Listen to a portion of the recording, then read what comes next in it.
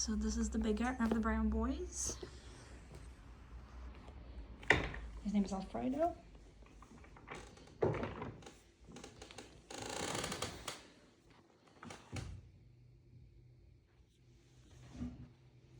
So right off the bat, a lot of eye contact as well. But what I'm seeing is much more, just sit back and observe for a second. He's smelling. Did he just wake up or? Yeah, they were all sleeping. Okay. His nose is going. Mm-hmm. And he's staring like straight eye contact. He's definitely thinking and processing.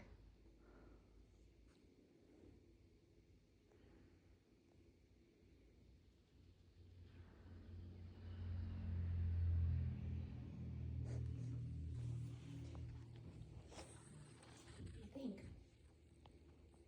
Think anything good? He's like, oh, you're human. That's what you are. What do you think?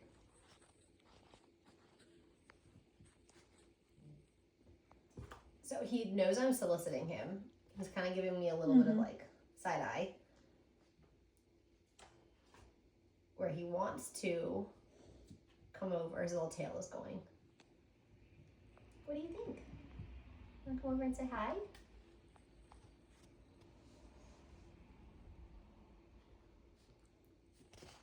But not 100% sold on the idea yet.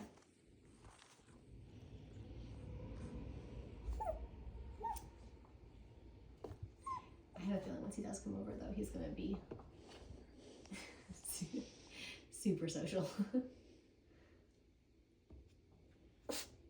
Yeah. Do you have a lot to say too? Look at this. I'm gonna look at this toy. This is a good toy. It's a very good toy.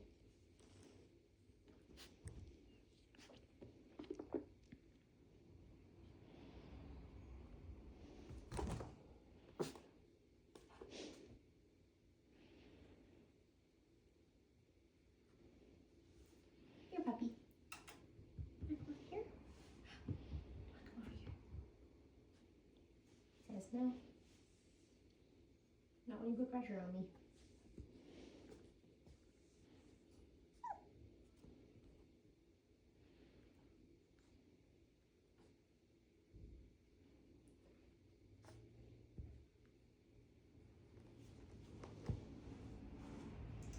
Since he dropped him off, he's been like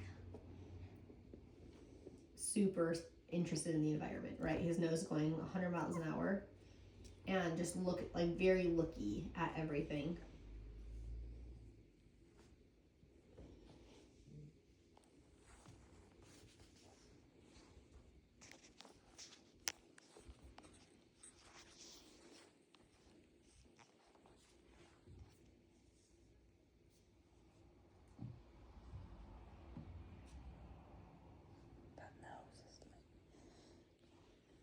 It hasn't stopped since you put him down. Yep. Even when he was standing still, I mean, his nose was just...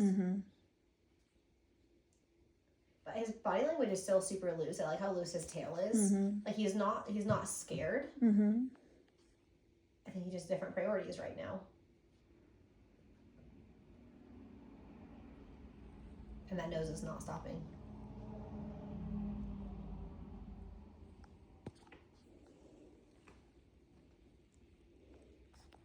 I think he's pretty methodically making his way over. Oh, yep, you're still there. And look how, hi friend. What's going on? Hello, hello.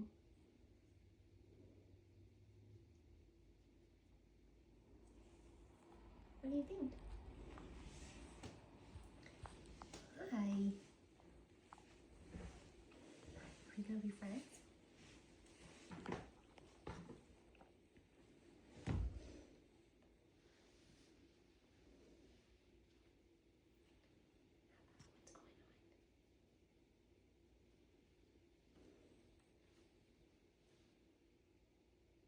I like when he was sniffing this toy. He started right here Mm-hmm. and worked his way very carefully along the whole side of it.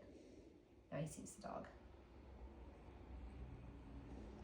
So pretty different interactions already. Much more sit back, observe, think, process.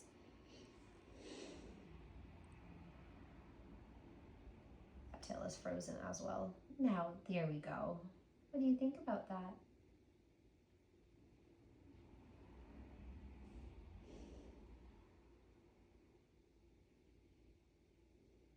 Because I'm not too sure. I don't know what I think about that.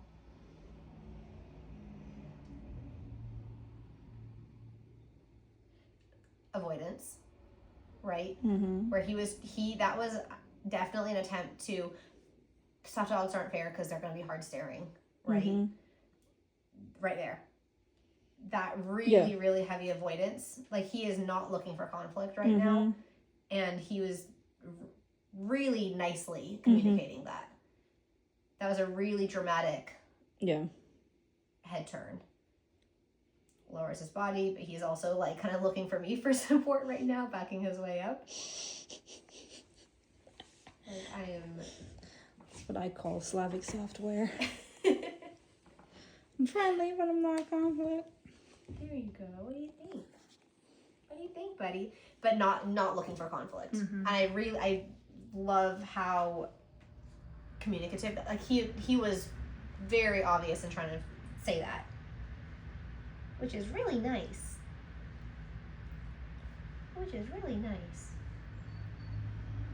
So I wouldn't be surprised if even socially with people or with dogs, if he tried to diffuse tension.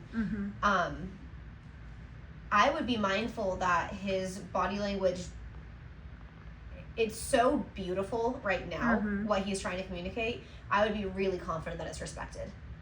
So whoever gets him really well versed themselves into what dog body language looks like, what the kiss to dismiss, lip licks, looking away, whale eye, kind of letting things be on his terms, and if he wants to, giving him kind of like chances to re-engage, right?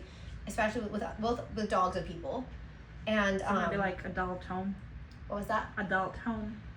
I mean, kids wouldn't be bad if they are supervised, and parents are interfering if they need to be, right? So, like, for example, one of my absolute favorite things to do is if they're engaging, pick puppy up and give them a break for a second and see if they re-engage on their own.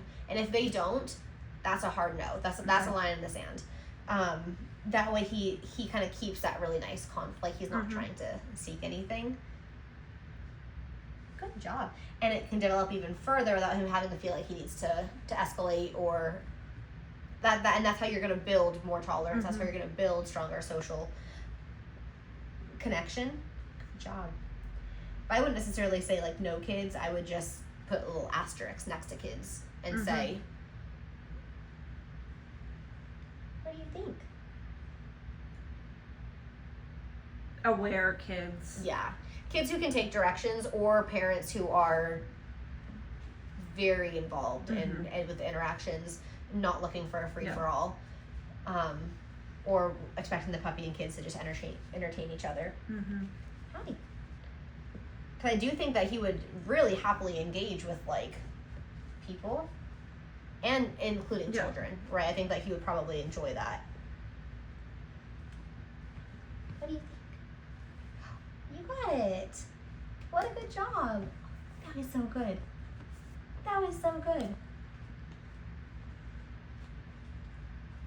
And I like how no matter what I do to have him branch out, he's kind of just gravitating back to being closer and closer in proximity. Like he's bringing his toy over here. Like, I'll chew on it if I can be on top of you. Yeah.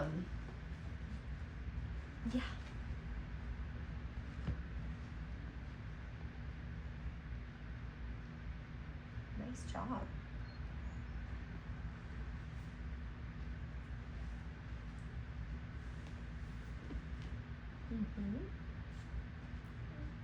What do you got over there? I love the moppy toys. I feel like those are always a favorite. but he's like seeking connection, and he's interested right here, but he's also pretty happy to kind of do his own thing. And I wouldn't be surprised if that's pretty easy for him to keep developing. Yeah. Is a little bit more of that independence. I think that is going to end up being like just pretty balanced. Maybe on the lower end, where if you're not in his circle, it might take a second to warm up as well, though. He's a puppy who I would definitely say quality over quantity with socialization. Where we're not playing past the puppy, you know, we're not we're not just putting him we're not just putting him in every single social situation ever and expecting him to just be totally everyone's BFF immediately. But his default is he does like he clearly likes people. He clearly likes. He's not going over by that dog right now, but I don't blame him. Dog's kind of weird.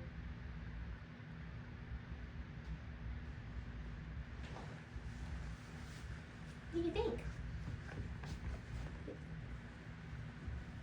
He went with you? Little bit of social support, and then he goes, "Oh, okay, we can do that." I think he kind of landed there a little bit on accident, where he was like, "Whoops,"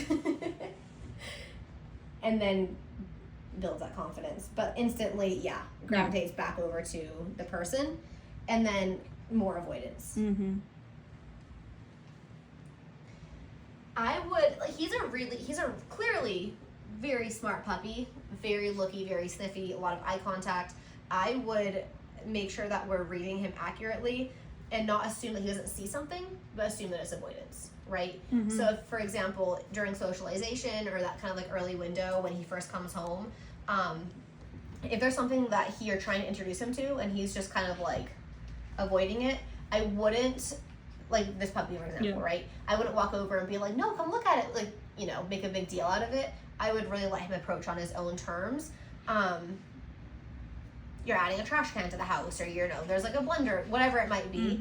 If he isn't instantly going to check it out on his own, I would not assume that he doesn't see it, and I would just let him go at his own pace. Because he's observing, like he's seeing everything around him right now. He walked in here, or when he first sat down, his nose went a million miles an hour, a lot of eye contact, and he was scanning, leaning down, sniffing, like he's taking the whole place in. I just don't know if he's a puppy who needs to like approach everything to learn about it necessarily. Unless you want to.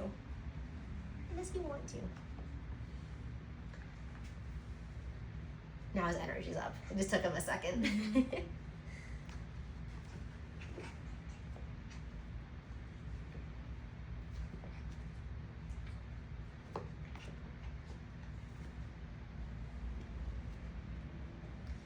Let's go over here. What's this? Should I grab our food over here, baby?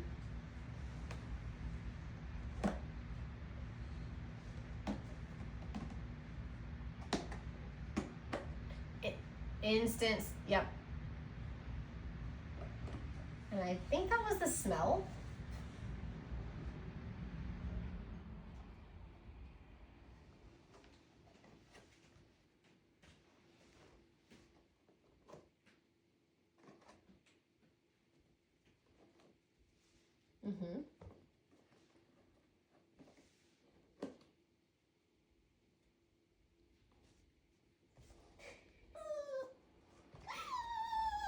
What do you think? I just ruined a good time. We were having fun.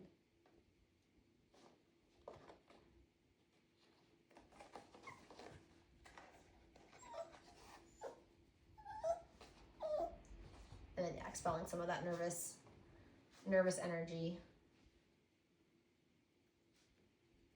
You don't want it?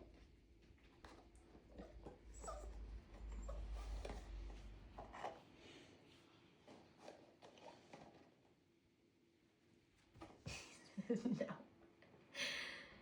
He says no. More single incident learner than his brother, right? Although what I'm seeing right now is I don't think that he would generalize. So a lot of single incident learners are quick to generalize, right? So they see one thing that they're not super sure about, and then it's kind of like, well, screw that forever. Like we're done. Vice versa. But I think that what I'm observing is he's so environmentally aware, and he's really paying attention to a lot of stuff right now. I don't think he would just generalize it to everything. I think that he would kind of keep isolated to like cookies and this thing versus like something else. I think that would be very different experiences for him, which also lends to being a little bit more forgiving of experiences, environments, people, dogs, than like a true, like he's he's not what's the word? Not hesitant. Like he's gonna go at his own pace. He's gonna think about it, but it's not out of nervousness. It's not really fear. It's just this, I'm gonna do that when I'm ready for it. Because he's still learning. What do you think about this over here? Oh, do you have to potty? You're sniffing like you have to potty. Or maybe you're just sniffing. But I have a feeling probably won't love the umbrella, won't love the rocks. But I put the treats away and suddenly we're best friends again. When I had them with me, all that avoidance. He was doing circles around me, not looking at me, not engaging with me. He knew there was some kind of like prompting going on, right? Hi. And now he's back in my lap. So, and that's again where it's not that generalization that you're gonna see from some single instant learners where they kind of are hesitant to reapproach. That thing goes away and he's right back to it. Right. And the eye contact is so good. The eye contact is so good. But yeah, puppy I would do the happy visits with at the vet. Puppy I would do social visits at the groomer.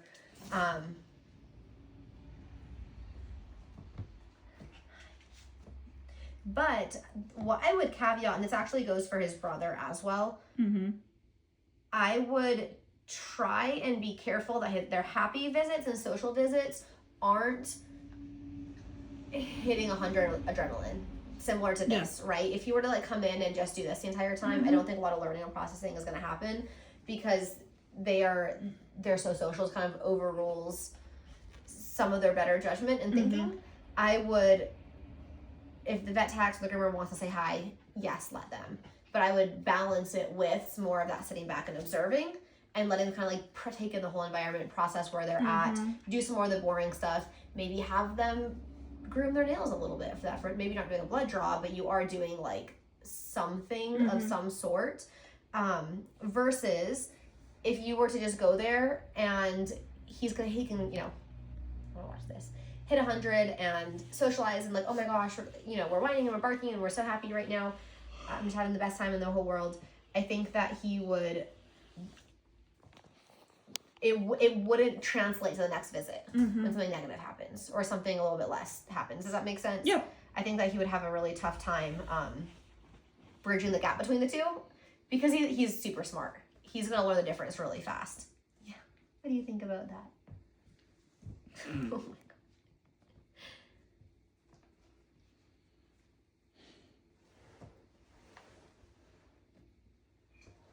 All right. I don't know. Don't know what you're going to think about this.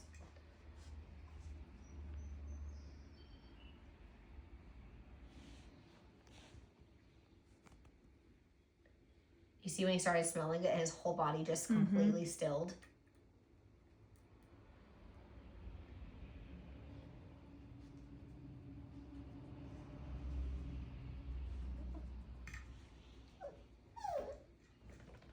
Good shake off.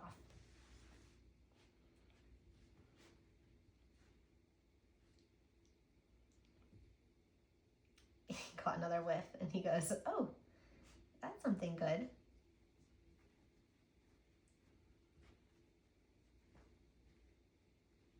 He probably would enjoy scent work as well.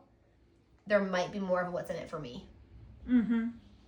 Yeah, he keeps going back to toys and where his brother was like, yes, this is amazing. Right. he might be someone that, or he might be a puppy that you have to kind of build the value, build the reinforcement in for him. And he was not interested in those treats at all. I'm not sure if it's just those treats. Yeah. They're just the nudges. Base, I have actually a squeeze treat. Can you have squeeze treats? Brought this just in case you were going to be picky.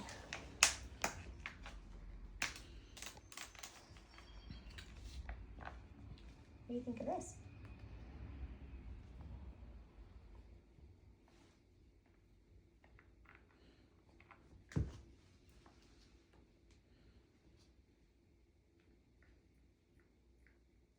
Like all over your nose.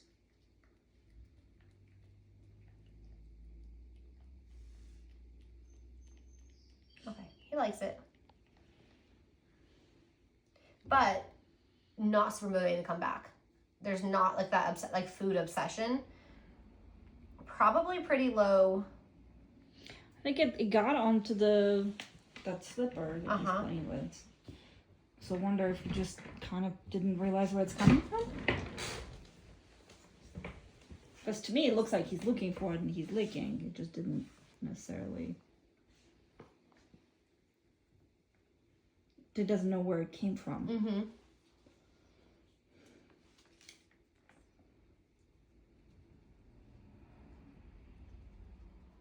Oh yeah. Yeah. He says, I'm a fan. I think you're right. I think it fell in the slipper. Probably was gonna have to build more of that if they wanted to do sports. I would even try and build some like systematic food drive, toy drive, kind of like a system for it. So I think he would respond really well. Right? Kind of developing that. What do you think? You found your toy. That stuff is so smelly. Have you ever used it? Mm-hmm. The Rigby salmon. It smells horrible. I don't mind fish. You don't? So.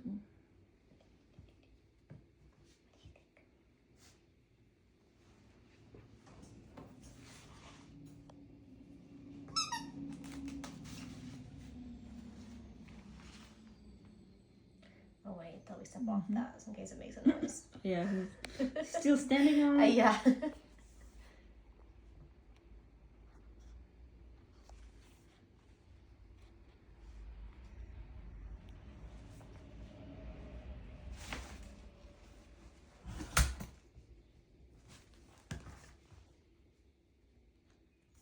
That same approach. Mm-hmm.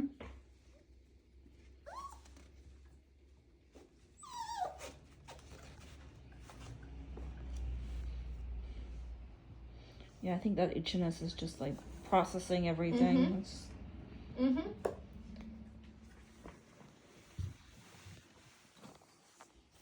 He said, I'm going to get up higher and observe it a little bit better. And the similar response, where something novel kind of pops out and it's straight back to that like very, very happy social seeking attitude. Is this how we handle? Is this we handle new things? So it's like partially social reassurance, and then partially something weird happens. I have a little bit of that like, I don't even want to use the word nervous, but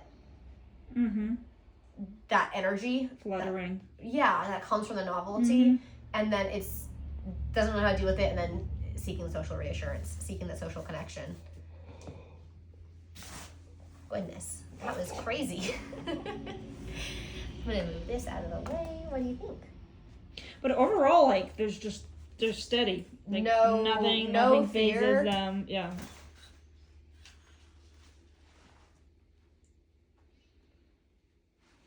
Yeah, I think this is gonna be a pretty bomb-proof litter. Pretty bomb-proof litter, huh? And I really do like how much social reassurance that they all have looked for. I say all. There's been two. What do you think of that? Oh, you're just gonna chew it now? Yeah. I'm gonna hold my umbrella. It won't work very well. It won't work very well if you do that.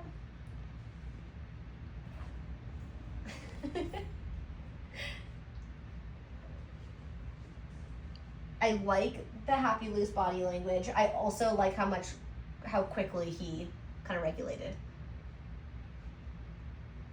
Super nose oriented.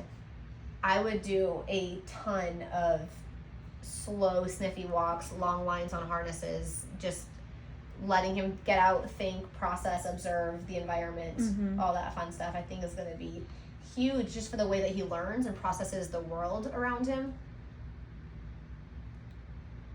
He was staring straight at that dog and he was... I think you probably would benefit from having dogs in his home too. Yeah, some social learning wouldn't be bad. Other dogs, I can even picture, like, he might gravitate towards, like, one person in the family more. Like an older teenager. You know what I mean? Just, like, something. And then just being able to have that social connection and reassurance.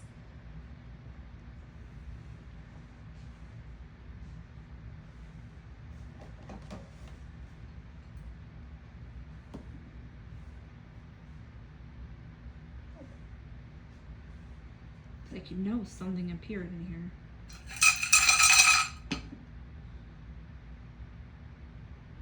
One of his feet is up right now. I'm not sure if that you can like, and he's looking at your hand. He's definitely thinking that through. And then more of that avoidance, right? Yeah. So he's super observant, and then he ducks his head, he turns around, and then he just does a big, wide, oh, now he's coming back. Which is where I wouldn't assume that he doesn't, like, see something if he's not going straight towards it. Good. You're good. What do you think?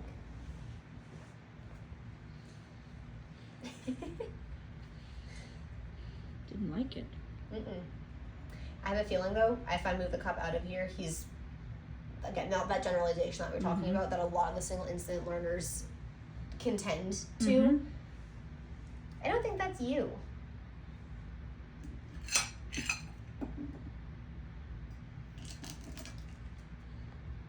It's like he just doesn't like it, he doesn't trust it, but he's not like... There's no fear. He's not shutting down from it. He's not... Nope. He's just like, I like a puppy with healthy avoidance, though. I think that...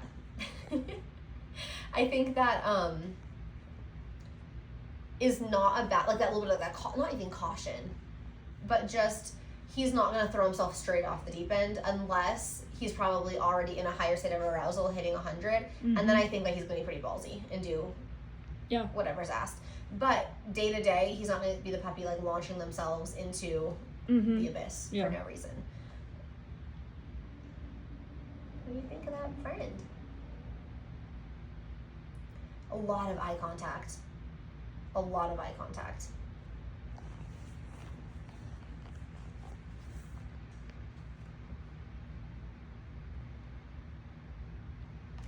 I think that overall, just a toned down version of the first puppy. A little bit calmer, a little bit more sit back and think about it, a little bit more just observation. I like the body language. I would, again, to reiterate that, would not bulldoze over it. Be really cautious that that's not happening. And that all of the signals are getting respected. And then even before it happens, right, just like learning kind of what his cues are. That way we really preserve that communication right there, because it is so healthy right now. And then fostering more eye contact. I think that he's going to be, like, overall a really balanced puppy that you can kind of go out and do a ton of stuff with, but probably wouldn't, like, necessarily require it or thrive off of it. I think that he's going to be just pretty easy, honestly. Yeah. And I think that as long as the potential owner is reading body language accurately, I think if that can get respected, I think he's going to be very forgiving of a lot of other mistakes. Like, first-time puppy owner, he'd be a rock star. He'd be an absolute rock star as long as they're reading body language. That would be like my only little caveat is like watch a YouTube video. Yeah. Okay. What do you think? I think he's awesome.